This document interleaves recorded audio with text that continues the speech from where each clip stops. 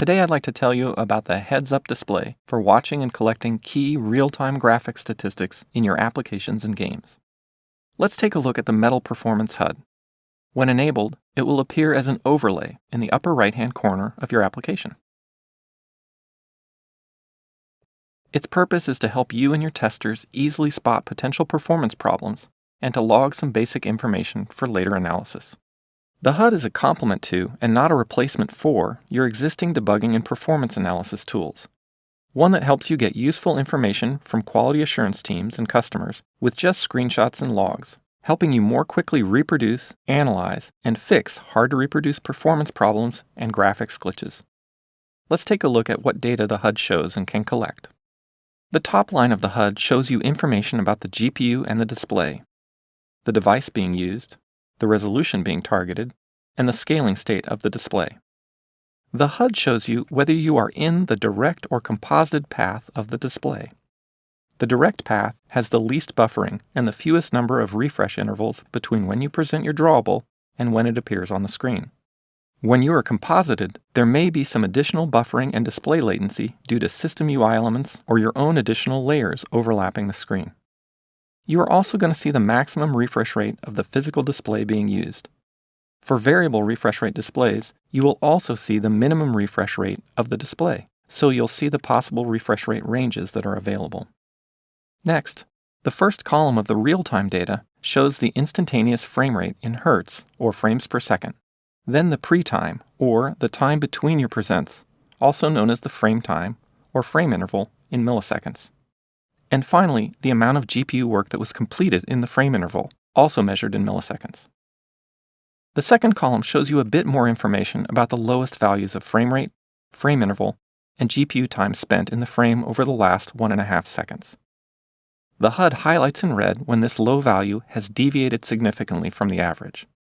The last column of numerical data in the HUD shows you the highest instantaneous frame rate in the last 1.5 seconds, the largest single frame time in the last 1.5 seconds, and the highest GPU cost in milliseconds of work done in the last 1.5 seconds of frame intervals. Unusually high frame intervals and GPU time compared to the average are once again highlighted here in red. The final section at the bottom of the HUD shows you process and GPU memory consumption information to help you spot potential leaks over time, and also a dual-line graph of the present intervals and GPU time spent.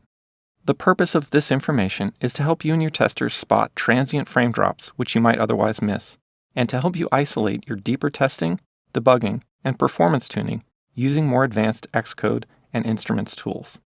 So, how do you turn on the Metal Performance HUD?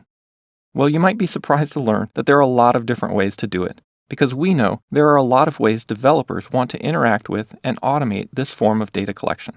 The first is right from Xcode 14, while you're developing for iOS, macOS, or tvOS.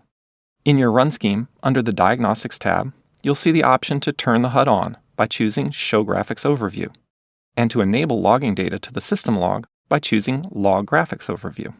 On iOS and tvOS, if you have connected the device to Xcode and enabled it for development, you can turn on the HUD and logging using the developer settings.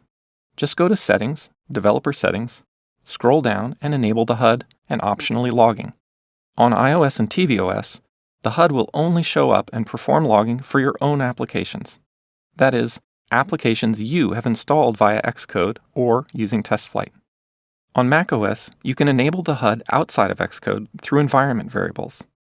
Set the MTL_HUD_enabled environment variable to 1 to show the HUD, and set the MTL_HUD_logging_enabled environment variable to 1 to trigger logging. Another option you might find useful is using your application's user defaults. On macOS, iOS, and tvOS, you can set the Metal Force HUD enabled key to true in your standard user defaults, and the HUD will display and logging will occur for subsequent launches of your applications.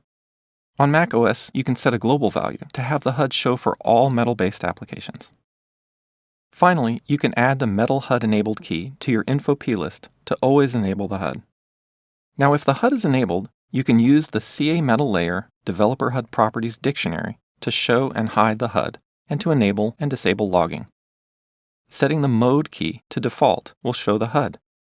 Clearing the key will hide the HUD. Setting the logging key to default will enable logging. Clearing this key will disable logging. You might add the info plist key and use this API if you want to provide your testers with a UI toggle in internal builds to show and hide the HUD. Now let's take a look at what the Metal Performance HUD logs. About once per second, the Metal Performance HUD writes data to the system log, summarizing the data it is collecting so you can analyze it in your own way. Just launch the console application and filter the output with the string metal-HUD. Each resulting line will start with the string metal-HUD.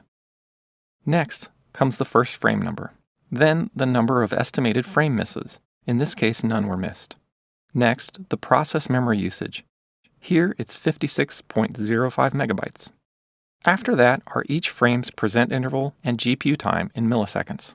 You might find all of this data useful to analyze offline or to correlate with a video you capture of gameplay to give you an even more accurate insight into where to focus additional debugging and optimization.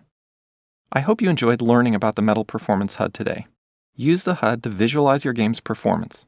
It will help you spot subtle performance issues and help you choose where to use more advanced tools like instruments. It's easy to enable on all Apple platforms, and you can also capture the data it logs for your own custom analysis. I really hope you find it useful for optimizing your games and graphics applications. If you have any feedback, be sure to send it through feedbackassistant.apple.com. Thanks for joining me.